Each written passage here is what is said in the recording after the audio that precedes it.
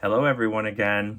It's Ryan with Dark Winter Moon in Boston, and this week I have a special treat for everyone. I had the lovely fortune of connecting with three lovely ladies from Open-Minded Mystics and their YouTube channel, and they interviewed me about my time in witchcraft. I really love the energy that we all had together. I felt very warm and open, and I just love how they were interacting and how innocently they were asking questions. We had a lot of fun. We joked. It was a good time.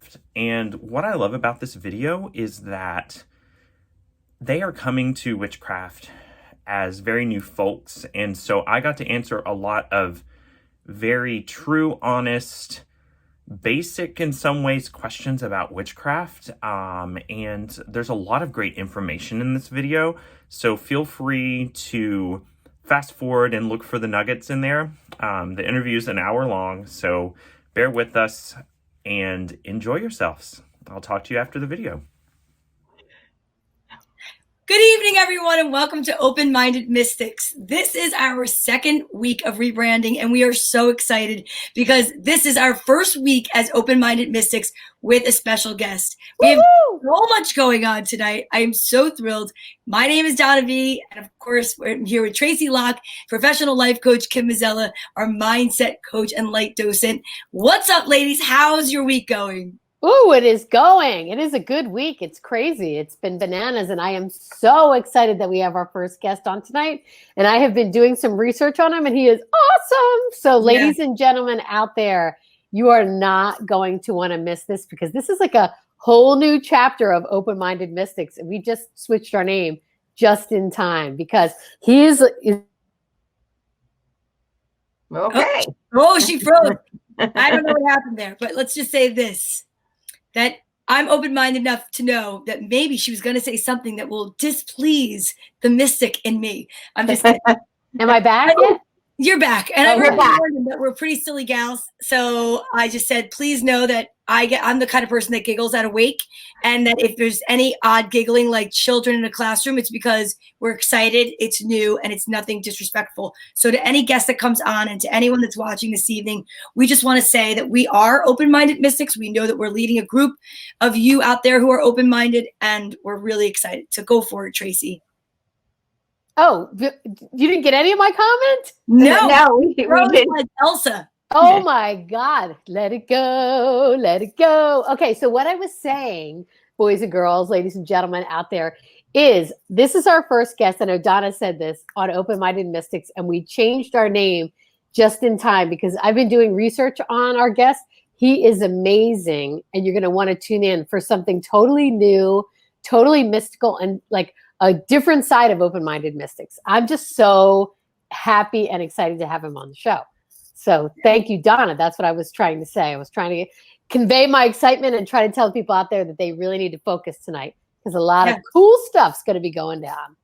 That's what one of the things that I had said when we were talking about rebranding is that naming our show Open-Minded Mystics really opens us up to all of those out there who are looking to create a better world, and all of those who are looking to look beyond the veil or look beyond what we know or know as fact, to maybe stretching our mind a little bit to thinking that there is more than what we see with our eyes and more than what we feel. And so really a mystic is someone who is really willing to search and seek. And today I think that our guest is a perfect start for our new venture. I'm really excited. I'm so excited. And today, of course, we're being joined by Ryan from the UK, our executive producer. That's my story time name for him. But he's been amazing helping us out with our guests. My Aunt Cecilia's here. She is so excited for the show tonight. And I will say that we would love some interaction. But because tonight there is a special guest on, please hold all your questions till the end because I know that he's so excited to answer all of our questions. And when you're done watching, you're going to want to go over to his page, Dark Winter Moon on YouTube, and you're going to watch his videos. I mean, he's got a wealth of information there.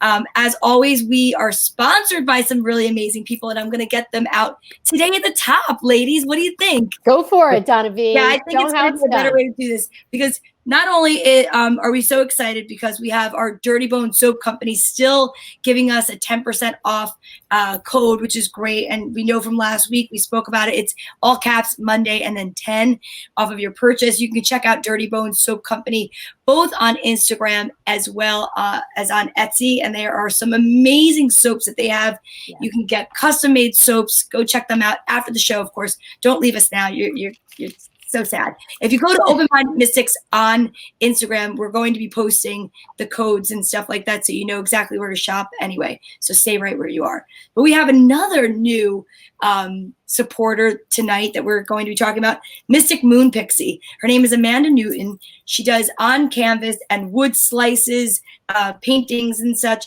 And she has offered us a code. Are you ready for this, ladies? I'm ready. For 30% off for our viewers. 30%. 30% off. Type in Crystal, all capitals, CRYSTAL. I'll go through this again at the end, and I'll put some, posts up.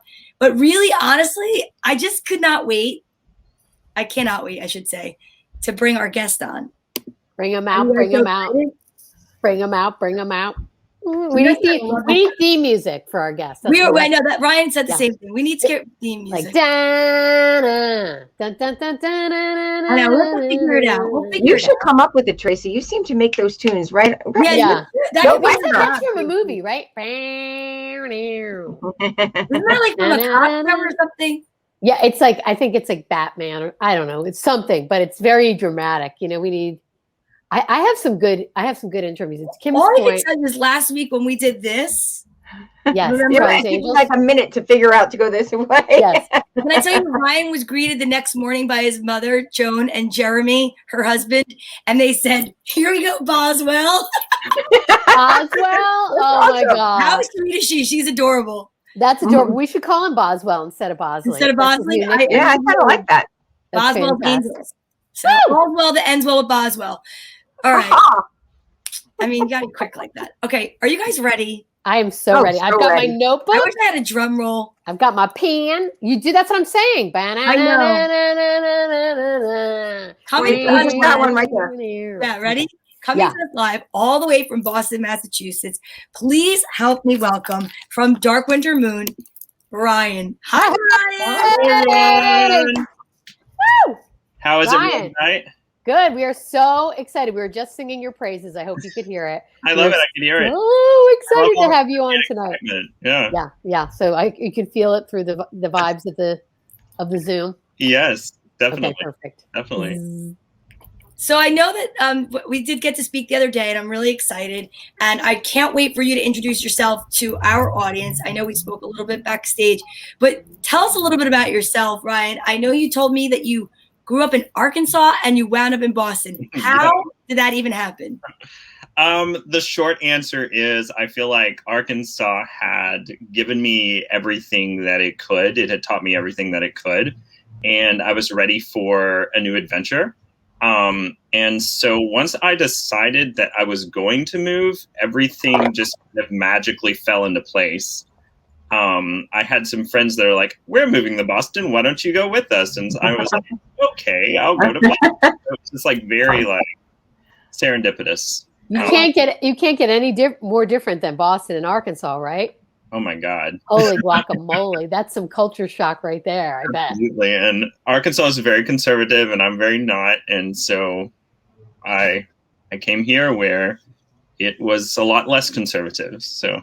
We love that. We love that. So you love it there where you are now?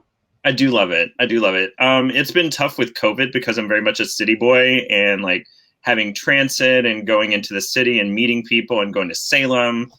Haven't really done any of that in over a year or so, but that's hard.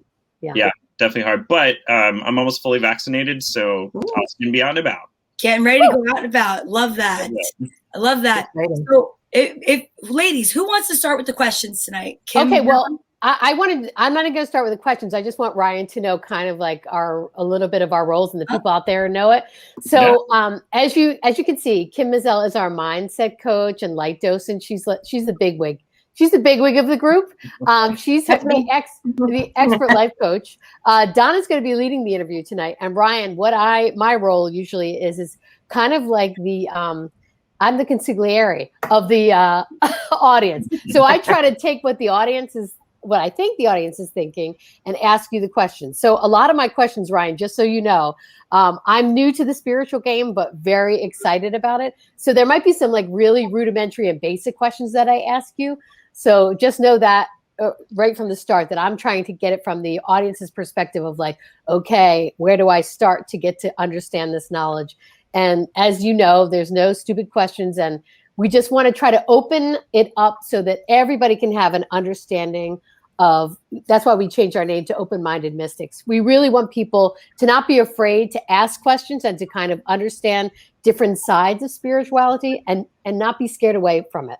Because that was my experience. I was a little bit like, okay, I grew up in an area outside of Philadelphia, and there's a town called New Hope. And it's like it's like one of the most haunted areas in the country. And there's a lot of Wiccan stores, and there's been there. Oh, you have? Yeah, okay. So you know, Ryan, it's fantastic.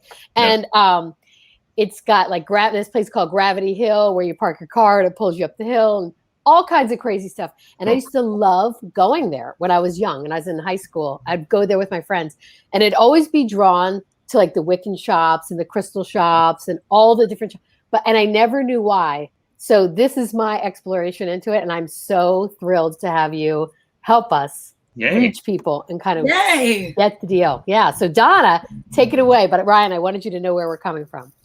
Thank you. Well, Ryan, my first question is if you had to introduce yourself like you are right now to all of us, what would you exactly say to sum yourself up? Because I know if you look at your site, and I have looked, it says that you're a witch, and I find that fascinating and I love it. But if you were to explain it to someone who really might only know what they are in folklore or in books or in cartoons, like, can you explain to us what that actually means? So I guess because we're on the subject of mystics, I'll start there. I consider myself a mystic because of what you were talking about with the seeking, the exploration, seeking out the answers for yourself. Witchcraft is very much about that. Nobody's path in witchcraft is like anyone else's. And that's one of the beauties of it, is that you get to kind of intuit and create your own path in your own way.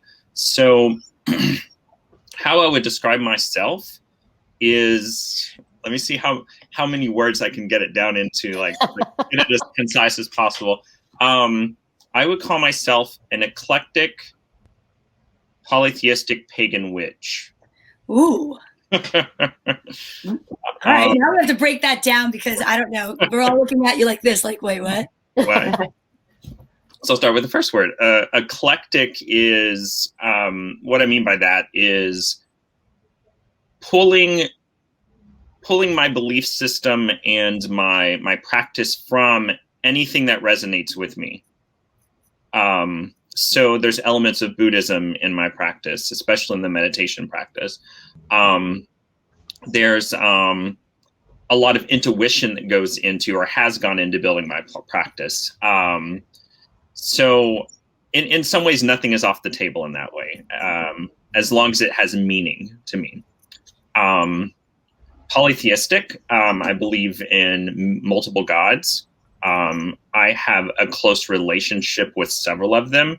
I tend to focus on the Greek pantheon, or the Greek group of gods. So my primary deity is Apollo.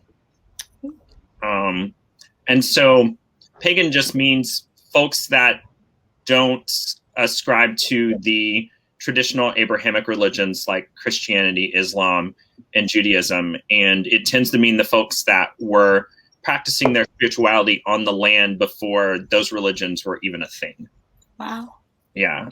And I have a question in regards to that, Ryan. What's the difference between, and again, forgive me if it's like so basic, then I don't know it, between like a Wiccan and witchcraft and druids? So as far as I know, I'm just learning about that. This is so funny. You're going to die laughing. Do you watch Outlander at all? I know of it. I've seen a few episodes, and I know about I have the first book, but I haven't read it yet. Okay, I'm obsessed with it, and they touch on, it takes place in Scotland and England and Ireland, so the UK, where there's a lot of that the culture about Wiccan and druids and fairies and all kinds of things, and how seriously that they take it, which I think is fantastic. And when they were describing the druids, and they were talking about the ceremonies of the land, and then they started to get in a little bit of witchcraft, and they were like, these people just worship the earth, like Mother Earth. And I was like, what? This is so different than what I thought witchcraft was. Like I have, to Donna's point, my thought was like, oh, it's like spells and cauldrons. I mean, I know that's so ridiculous. Well, there are spells. There's a lot of spells. Right. But I mean, I never equated it to Mother Earth, because I have my personal belief is so close to nature. Like I feel like you get so much power from nature that it opened a whole new door to me. I was like, what? It's really exciting. Yeah. Well, that's a really good point. This whole journey started for me probably when I was like 12 or 13. And I realized that I felt so much more connected to God when I was outside under the stars at night or walking in the woods or wherever it was than I ever did in any church. And so I just sought out that connection to the earth. And when I found witchcraft in college, I was like, oh, okay, this is what I have been doing all my life and didn't realize it. Yeah. I love that. That was a question I wanted. What made you, because there's so many different paths we can all go down. And sometimes I think they're all kind of like different films of the same experience, different perceptions of, you might describe it as one thing and I might have the same experience, but describe it as something else, right? So maybe if you see it as gods, I might see it as angels. Someone else might see it as energy, right? And are any of them wrong if they work for you, right? But right. What was your first experience with witchcraft, and what made you drawn to it? What were you being told? So kind of in the same way that I've always been drawn to nature and the inherent spirituality in that, I've always been drawn to witches and magic and wizards and spells and fantasy books, fantasy movies. All of those things were just super compelling to me. And my first experience with witchcraft was I met one of my longest term oldest friends in college, and he had said that he was psychic, and that intrigued me. And so I struck up a conversation with him, and I was like, I'm super interested in witchcraft. And he was like, well, why don't we just go get you a book? And so we went and got it. And I read the book. That's when I realized, oh, wow, this is exactly what I've been missing. And so, it just started that simply with, and there's a lot of reading in witchcraft too. There's a lot of self-education. So, right. To me, it's obvious why you moved to Boston. I mean, the fact that you're drawn there is just like a natural progression to go in that direction. Absolutely. Yeah. I mean, it's wildly accepted there. It's just anyone that I've ever spoken to that's interested in that, it seems to be in Massachusetts. Yeah, definitely. Arkansas is a whole different story. I don't know how many times I was asked if I worship Satan, and I was like, no, like completely different religion. Like, yeah. Why do you think? I guess that's like the media's perception that when you say witch or Wiccan, everyone automatically assumes evil for I don't know what reason. For that reason. So, what was your? I would guess the question that I would have is, what's the one thing that blew you away when you first started? Like researching it.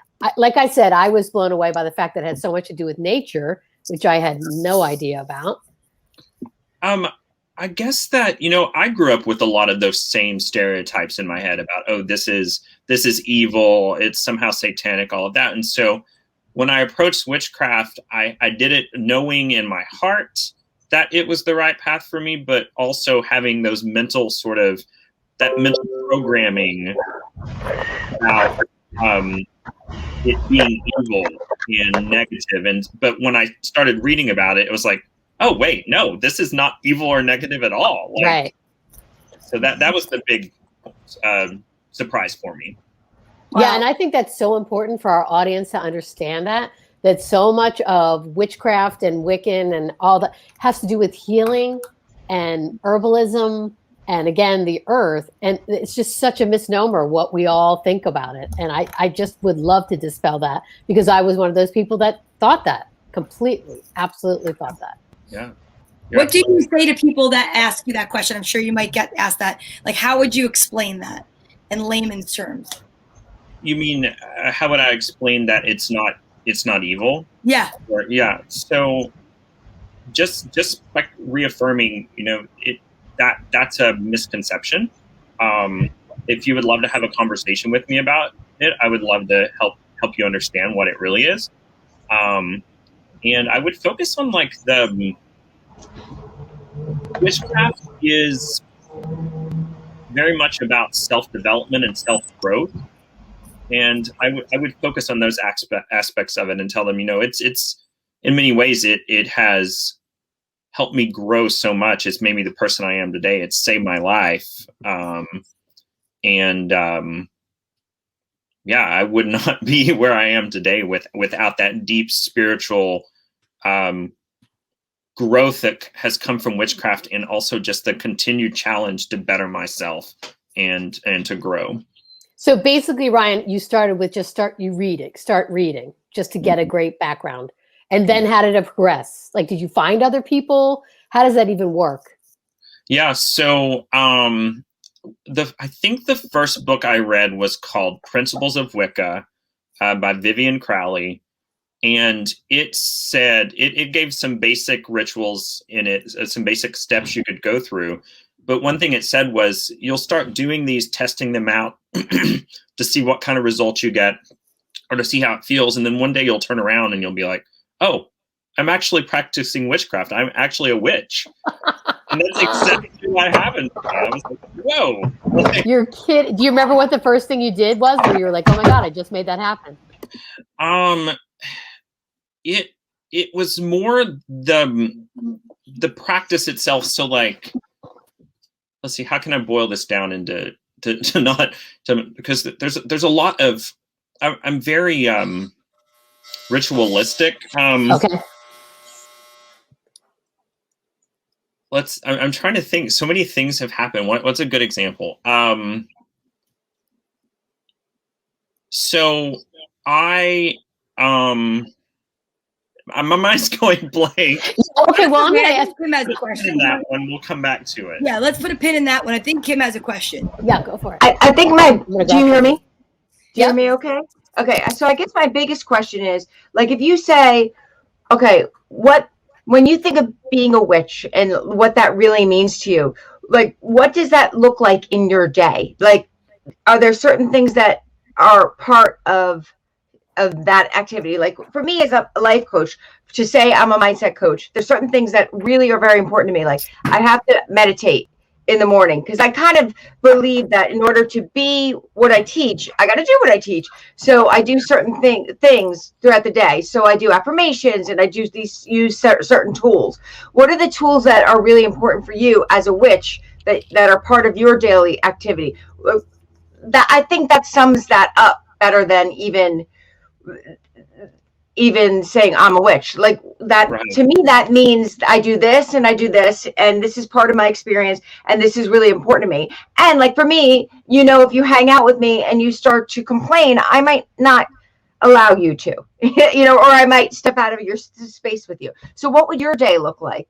Does that make sense? That's a great question. Yeah, that's a great question. So, I have a pretty regular practice. I meditate every day with Apollo, and in front of his altar. I spend about 15 minutes at least a day doing that. I'll generally go for a daily walk as well, so I can kind of think and process. So even just that, it's almost like a meditative walk in a sense. Mm-hmm. There's a lot of meditation.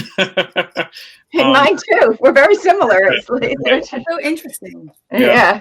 A lot of times when I'm in bed at night, to kind of put myself into a sleep state or to prepare myself, I'll meditate then as well, as kind of the end of my day. And then in so many ways, it's just completely woven into my life and on every level. Let's see, when I was traveling into the city a lot, or into downtown Boston a lot, I would make it a practice to hone my intuition about, should I take this train, or should I go right, or should I go left? And like, so a lot of times my practice is an ongoing challenge to my own intuition to develop it. That's cool. I use tarot cards a lot. I do a daily, at least one card pool. Usually that's part of it. And then beyond that, witchcraft traditionally works around the natural cycles. So there's 8 major days in a year. And so those are called Sabbats. I will almost always do those on a regular basis. And there's also, I have one magical working partner right now, and we usually do every full moon and every dark moon. So that's kind of our monthly practice. That's so great.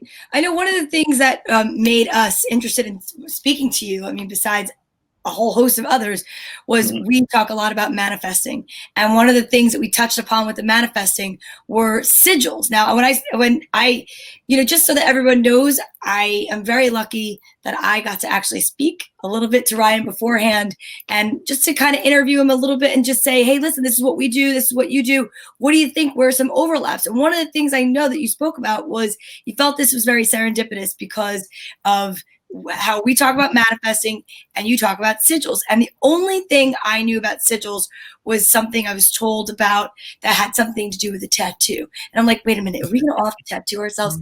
And you said, no. You said, I have some really cool things I do on Etsy, including art. You create sigils. And I really would love for you to talk to us about that, explaining what a sigil is. And then we can actually look at some of the pieces that you have, because I can just share a bit of the screen with everything. Yeah, that sounds great. So I want to pick up where you said manifestation. Yeah.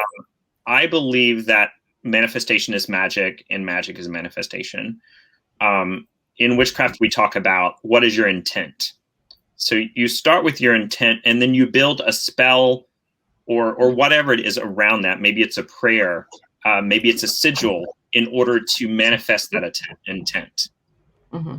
So as far as sigils go, this is a sigil for money that I created. And so this has the intent of bringing money into your life. It's a manifestation. And the way that I created this is you basically take the words, or you take the words or word that matches your intent. So in this case, money. You take out all of the vowels and repeating letters, and then you take what is left over and you work it into a symbol that resonates with that intention. And so if you look closely, you can see the M here, backwards camera. Oh, that's cool. I see it now. Yep. Yeah. And there's an N in there as well. Wow. And then the S, of course, is the symbol for money, like the dollar symbol. So I just threw that in because it felt right. So yeah, so that's a basic. So when I am creating this, when I'm drawing it out, trying to figure out the final symbol, I'm constantly thinking about that intent of manifesting money. Okay, Kim's got a question. Hold on. Okay, first place, I'm blown away by this because years and years and years ago, there was Orin and Deben. Do you ever hear them? It's another channeled book, and they wrote a book like 30 years ago called Manifesting Money, and they talked about symbols. And I do their meditation all the time about putting symbols into your chakras. So can other people use your sigil, or does a person have to create their own sigil? Like, so does your sigil work for other people, or do you have to create your own for yourself? So yes. So I actually have these on my Etsy shop. Mm-hmm. And I believe that the more that it's reproduced, the more power it has. Okay. So I have this in also in a sticker version that people can purchase, or even a digital download. And I'm also not too concerned if someone just copies it from me, because again, it's just going to resonate and increase that intent for everyone. So everyone that has the sigil. So yes, I charge this with that intent. And so whoever possesses it is going to get the benefits of it. And I also love to teach people how to do their own. I mean, I think your own magic is always going to be more powerful for you. Yeah. And so anyone, I've done several videos actually on sigils and field a lot of questions about them and try to help people work through creating their own. That's super cool. Wow. I love it. Yeah. Once you're done with the sigil, what do you do with it? Yeah, that was my question. Okay. You put it on your vision board? What do you do? Yeah. That was my question. Yes. So the traditional thing is to burn it and to release it. Oh, all right. So the traditional way is to like keep focusing on it and focusing on it and focusing on it. Every time you think about it or see it, focus on that intent. And then when it just feels like it's done, you burn it. Okay. That's awesome. Yes. So you can do that, but it's also a beautiful piece of art. So you can leave it up as kind of your mantra, or you can put it on your vision board or really whatever you want to do with it, Yeah. I can actually show you guys. Let's see. I love that. I love the design, Ryan. That is so cool. I was like, oh my God, that is really cool. This is some more of his work. Oh, fantastic. Yeah. So that's so cool. Isn't that beautiful? Yep. They're really cool. They're great designs. And they have front and back. Mm-hmm. And listen, I feel like it's like home job. I could sell it for you. And then like, Ryan, you didn't know you're going to be on QVC tonight. I'm so blown away because I love the fact that you're just so open about it and that you can go onto YouTube and you actually can watch, a whole video about it. And even on your Etsy shop, you can see you have videos up of you creating them. And I think it's fascinating because the same way that you had your aha moment when he told you about, like, you take out the reoccurring letters and the vowels. Right. And I was like watching, I'm like, oh my God. I was like, I see it. Yeah. And the papers and the time that you take to create them with the different looks on the front and the back and the embossed papers. I mean, it's beautiful. Okay, yeah, I have to ask you this, Ryan, because I'm dying to ask you this, which we could go back to, but I watched your video. The one that really caught my eye, I actually watched it 3 times because I loved it so much, was when you're talking about building your altar to Aphrodite. And I love, first of all, I love your personality. Your personality really shines through on the videos. You guys have to watch them. And I love that you were talking about her as herself. Because I have Irish descent, and my grandmother always used to refer to people as himself and herself, like when she would talk about people. Sure. Also, I love, Ryan, that you gave, obviously they have personalities, but you're talking about Aphrodite, which, we've all learned through like Greek mythology and all this stuff, and the goddess of love and beauty. But I love that you're talking about like having a relationship with her and that she's kind of snarky and gives you what for. And I was like, I love that. And so my question was, after I watched the videos, in what form does she come to you? Like, you can like hear her, you get a vibe. Like, how does it actually happen for you? Good question. More of a vibe. It's like words in my head. It's not like I'm hearing them, but it's a very clear feeling of what she's saying. I guess it's telepathic, you would say. Yes. Yeah, and just it's emotion and it's thought. It's just that vibe. Like you can almost hear her going. Exactly.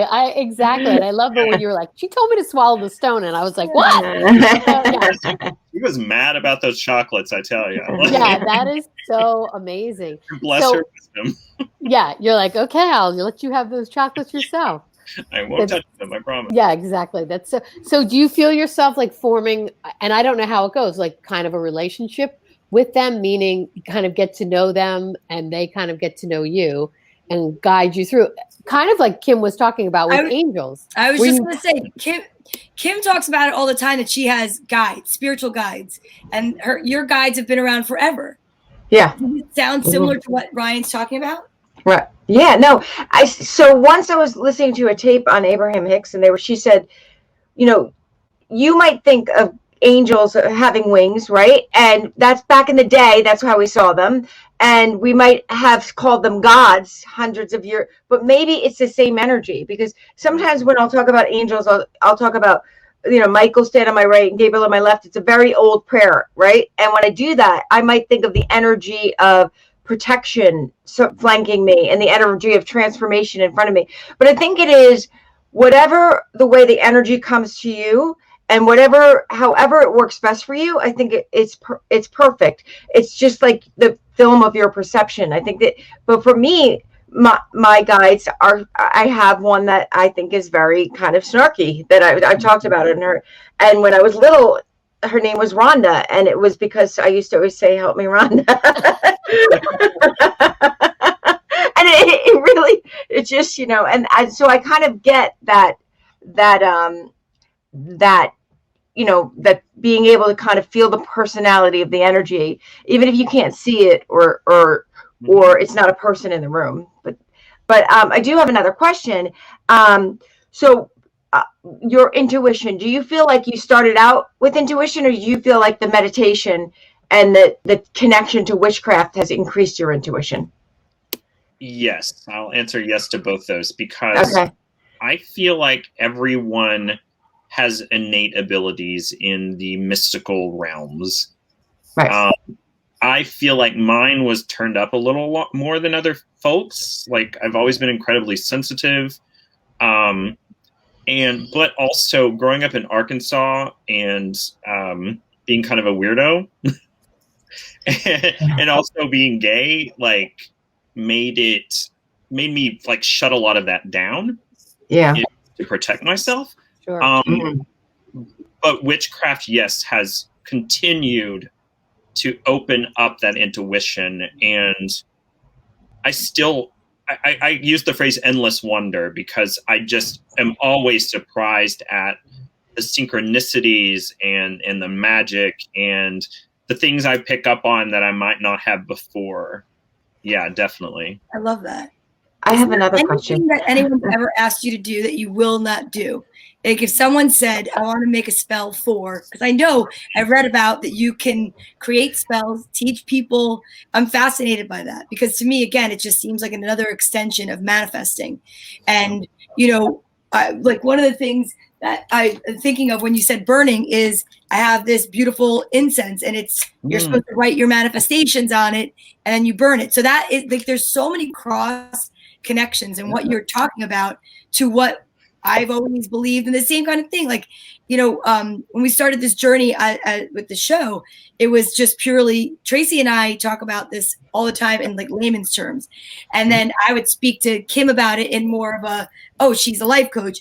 But no matter what, it's always been there, but it's learning to develop it. So it's more than a one question, because that's me. I'm sorry about that. But is there anything you wouldn't ever teach anyone or help anyone with?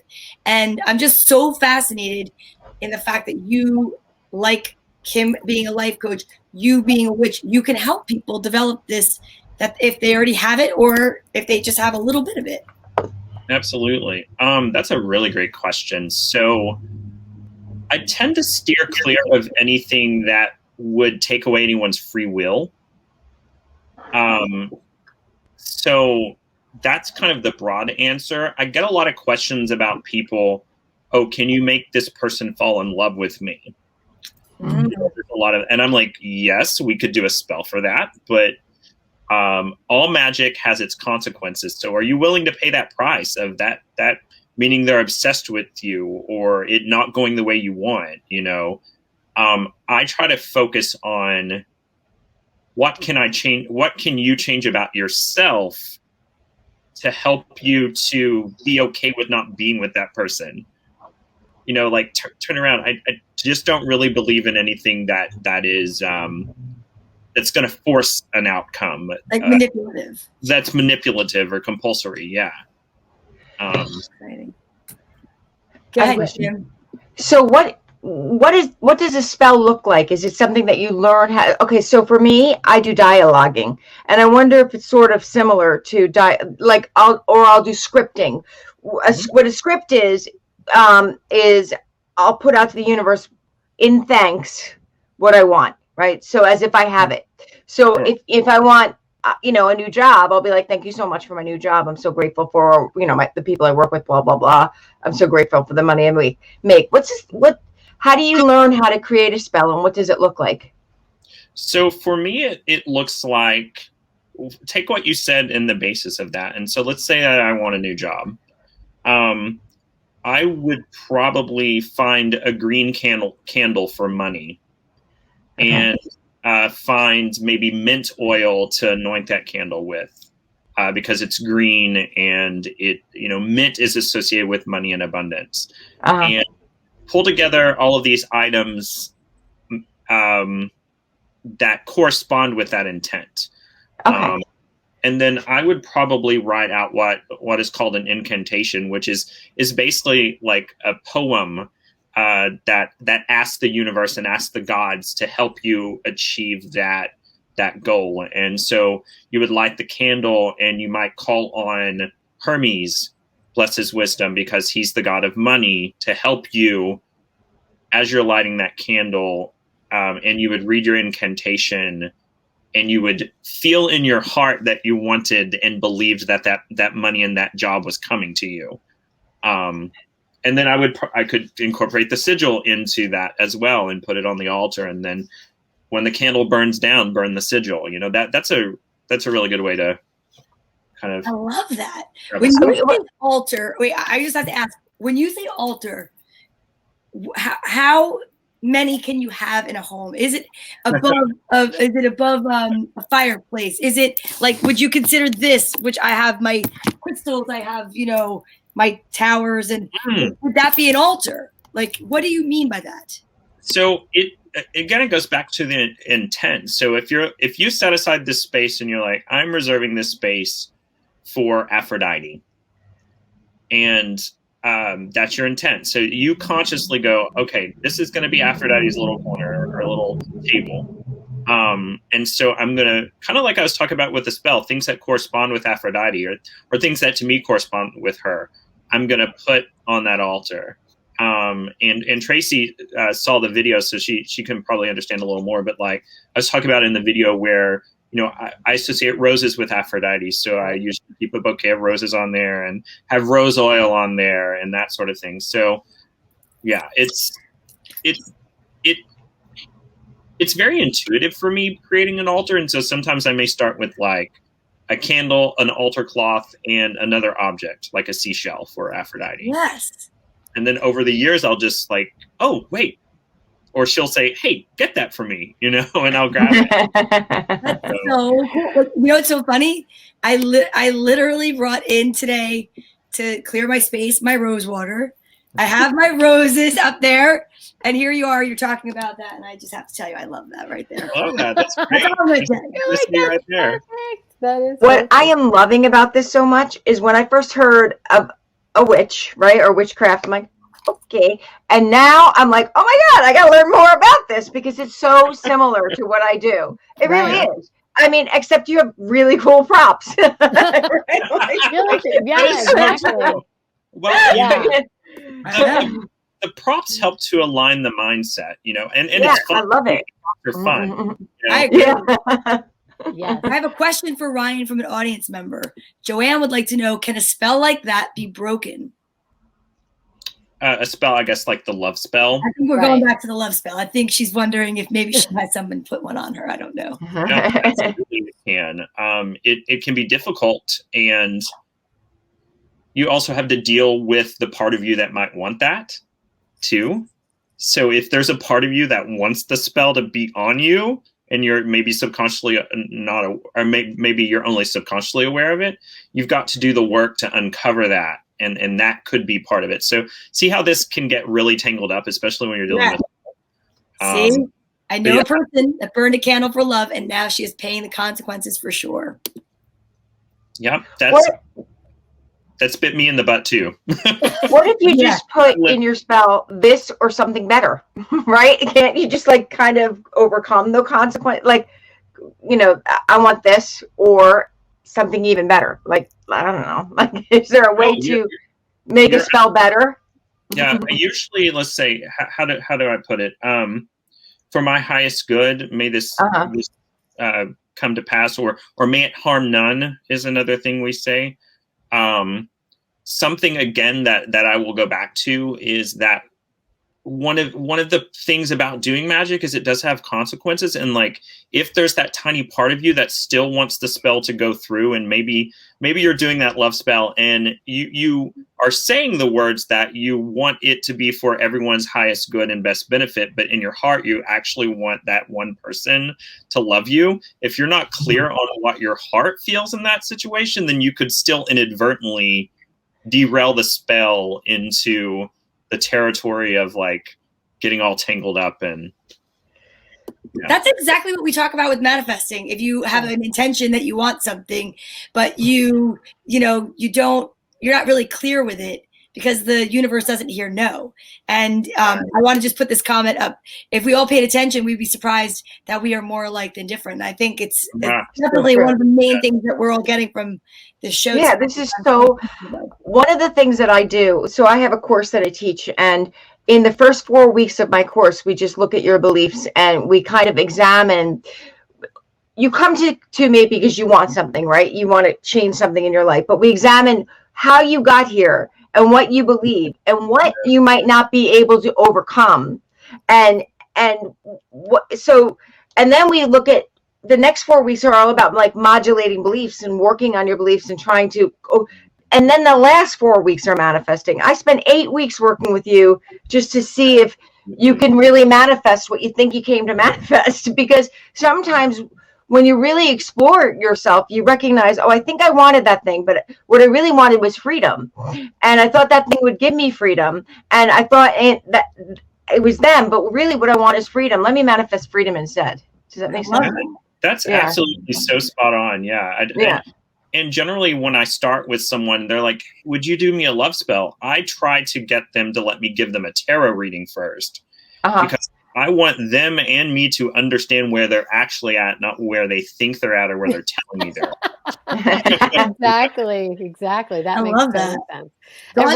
Sprays prosperity spray over family photos to bring them abundance. Okay, that leads right into my question. That is so funny. So Ryan, one thing I always ask on this show is, okay, I am the layman. I'm the person like on the street, man on the street. What are some tangible things that we could be doing? So for instance, just like Dawn just said, you could spray a certain thing, or if you feel like you're going into a situation where you're worried about it, is there like a certain protective oil that you could wear, or a talisman that you could carry, or a stone, or are there practical things that are pretty easy to start with that you would suggest? More sigils. Sigils, right? Definitely. Where is it? Do I have it? I don't have it. Hang on, I actually do. And look at this. I mean, how amazing is this? All right, so we have to have you back on again. We're getting people are rave reviewing. I got to tell you, I want to buy all the sigils. I know. You're gonna be sold out, Ryan. That, if you can see it, is a sigil of protection. Okay. And this is one of my spells in a bottle. Wow. So this is black salt. I read about that. Yes, this is very serious, powerful. Like you only want to use it in you want to try to only use it defensively. Okay. And not offensively. Wait, am I getting that backwards? No, that makes sense. Defense. More than defensively. Right. Because it's charged with it's kind of like it's for if you feel threatened. You would sprinkle it on someone's feet or in their shoes and they would leave. But they might leave because their house caught on fire. So, you want to be clear about, but for protective purposes, you could put some of that in a bottle and hang it around your neck and carry it with you. Or even easier than that, just draw out your own protection sigil and put that in your wallet or your purse. Look at Kim, she's so excited. I'm like writing them all down. I love tools. Exactly. That's what lady. I have another question. Oh, so I have a client right now that's moving into a new house. Is there a certain thing that she could do to clear. Like I would say sage every room, right? But what would you say? Same thing? I would say sage every room. Okay. Sage or incense every room. I will I mean, I have my own practice where I cleanse the hell out of it. You know, I just for a new space, especially if it feels weird. But yeah, sage is one of the best things for that. Or any incense that you really feel strongly connected to would work as well. Yeah. Okay. I love that. Yeah, he's gonna have to come back on, guys. I have so You many are. questions. And I want to ask. This is great. I want to ask a question that has nothing to do with this. I'm dying to ask you because you are in Massachusetts and you're a witch. When you went to Salem for the first time, were you like, oh my God, could you just feel like crazy energy there? Yeah, it definitely has its own special aura, especially like each individual shop that you can tell the really serious witch shops and the ones that are just kind of fluff. Most of them in Salem are actually really serious. Right. The graveyard, I didn't want to go in the graveyard. My best friend, she went in because that's her shtick. But yeah, and then I think we saw the Witchcraft Museum too, and that was a little creepy. Some of the rooms in there, creepy, right? The vibes, yeah. So my daughter Courtney is I've always said she's very intuitive, and I was telling you earlier today that I stopped there on a cruise because it was just a stop. I was going up the East Coast, and she was kicking and screaming as she did not want to go in, and I feel that it's because she felt something. It wasn't that she was afraid, because it's kind of like hokey, like it's scary, but if you at all feel anything about being intuitive, if you feel like we've had the same dreams, her and I, we are very connected, both Aquarius, and we've just had some really cool experiences. She did not want to go in, and the other parents of the kids were like, oh God. I'm like, that's not what it is with this kid. Like, it's funny you say that. I think that's absolutely true. It was not until years after I became a witch that I realized, oh, every time I walk into like an antique shop, I get dizzy. I have this moment of just like, all that energy from the stuff, all that right? energy, exactly. And I was like, oh wow, this is a thing. So yeah. I love that. That's so interesting because I was in a antique store. I love antiques. Like my whole house, I have antiques everywhere. But I'm very aware of that when you are taking a possession of something new, it has the energy of whoever owned it prior. And I'll pick things up that I'm interested in, and I'll actually get like this is like a subconscious. I'm just realizing it now because there was a thing I was looking for, and I've been searching for it in antique stores, and I'm like, I've got to get this. And I saw it and I picked it up and I was like, I don't want this one. It's not. Yeah. And I was like, I have been searching, literally been searching for like a year for this thing, and it's not easy to find. And then when I found it, I was like, for some reason, I don't want this. So I am very aware, not to mention I watched The Conjuring. And after I watched that, I was like, I really need to watch what I pick up. Like, I have learned to trust my immediate instinct. And sometimes I'm like, I don't know why, but nope. Yeah. Yeah. I love that. I know we've got tingles up the spine over here. I mean, and yes, Salem is sacred ground. Took mom and 2 daughters for a weekend. It's a huge part of American history. It is amazing there. I'd love to go and spend some more time. I love old stuff. I actually prefer having, but I have a lot of stuff. One thing I'm noticing is that a unicorn in the back? What is that in the back up there? Yeah, that's a unicorn. I see it. Yeah, that is a unicorn. His name is Mambo. I love that.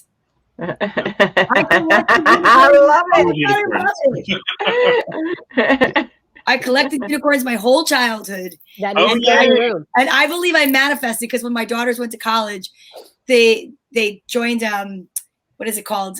Sorority. And that was their mascot was this. I'm like, sparkling unicorn. I'm like, I totally manifested that. I have one question. I know that we're getting to the end, but why did you choose dark? Why are you called Dark Winter Moon? What does that mean to you? Question. That is a great question. So I was trying to figure out a name. This was back when I was in Arkansas, and I was just kind of starting out, testing the waters and doing tarot readings for people and that sort of thing. And I was trying to figure out a name for my business, and everything I came up with sounded really hokey to me or had already been done. And so I was just taking a walk at night, and I looked up, and the moon was or very close to the horizon, and it was turned up where, almost like it was the horns like this, but it was really shallow, like crescent moon. Yes. I was like, that's the dark winter moon. And I was like, dark winter moon. That's amazing. There you go. That's awesome. Yeah, I love the name. I love it. I think it's beautiful. Thank you. I do. Anyone else have a last minute question? We have a couple of minutes left, and we're going to pick a card with Dark Winter Moon. Oh my That's God. exciting. That's going to be good. Okay. Then I have this is a wide question. It might be too big of a question to ask with this little bit of time left, but what's the biggest misconception about tarot cards? Because again, everyone's like, that I know is like, ooh, tarot cards, scary, evil. Biggest misconception is that they can predict your future accurately. Oh, okay. Yeah, I agree. Yeah. Now they do a better. They do a better job of telling you what's going on right now and what will maybe happen if you don't change anything. Oh, okay. Because I believe the future isn't set; it's fluid. So there's a number of possibilities. I feel the same way. We're like best friends. Kim's like, amen. Right. Predict your future more than predict your future. So yeah, You it's create more your about, future. like, what's They can going project on. it. Yeah. Yeah. Shows you the things you've hidden from yourself or that are being hidden from you. That's true. I think that's pretty cool. I did read that you started reading tarot when you were young, and you mentioned about how you're supposed to be gifted your first set of cards, and you purchased your first set of cards. And I loved what you wrote. Can you talk about that? Yeah. So I think that a lot of times we get caught up in what the book says and we don't trust ourselves. Mm-hmm. And so for me, if it's a matter between like the book says this is the tradition, but it just doesn't feel right to me, then I'm going to go get my cards, and that's what I did. Like, I was like, okay, it's time. I was thinking about it and thinking about it and thinking about it. And then it just hit me, time to go get my cards. So I went and got them. I love that. We have another question. What do you think of Ouija boards? I hate them. I've had really bad experiences with them. There's something about them that they're an open doorway that's very hard to close. I don't quite understand why, but like if I'm going to deal with spirit, I'm going to do it in a container that I've created, and not through a Ouija board, because I don't know. There's just something about them. They create a doorway that you may not be able to shut off. And when I commune with spirits, I always have an out that I can control. Yeah. I love that. Like, Kim, I'm so excited that you're so excited. I just feel like we're best friends now. That is awesome. Brian, this is so great. I guess I have. That is so cool. I started this night like, okay, witch. And now I'm like, I guess I am one. You're like, hey, witch. Exactly. Next time I'm a witch, Ryan. I'm a witch You're like, wannabe, hey, witch. apparently. I'm a witch. There's a little bit of witch in everyone, and yeah, all it takes is deciding that you want to pursue it. So I think it's great. I mean, I think you are amazing, Yes. and I know we're gonna want to have you back. Absolutely. amazing. I've had a great time. Yeah, and thank you for making it so easy and accessible and just answering it truthfully and honestly. That's so cool. Yeah. Oh, another question. Do you have a favorite crystal? I do. Amethyst. I love amethyst. Mhm. Yeah. And why? Wait, why amethyst? I love purple. That's pretty, but amethyst, I love quartz. I love any type of quartz. Quartz has always been my stone. Amethyst has just such a nice calming feeling to it to me. And it's also good for enhancing your psychic awareness. It matches the third eye pretty well. And it's really good as a focus for opening up the mind. And I just like the energy of it. I love that. Cool. That's really great. I love that. I just actually recently got a fluorite that has some purple into it. Oh, very pretty. Isn't that pretty? That Little is, that's flower. beautiful. And I I love brought it how up. it comes in so many colors too. I love it. I love it. Okay, so the deck that I'm using is basically it's just a healing angel oracle card, and it's just tradition for us at the end of the show. I shuffle, and you tell me when to stop, and we pull the top and the bottom card. Very simple. And anyone that identifies tonight with Ryan that wants to share his cards, go for it, or Kim or Tracy or myself. And I think because you're the guest, we're going to ask you to start. Stop. Whoa. Okay. Nature. Oh, of course. Look at that. Nice. You got nature. That's great. And the bottom card is balance. Oh, very nice. Nature and balance. You get balanced out in nature. That's amazing. That is perfect. That's perfect. Okay. Who's going next, ladies? I'll go next. So here we go. Give me a good one. Come on. Here we go, Donna. Make it happen. And now. Okay. New love.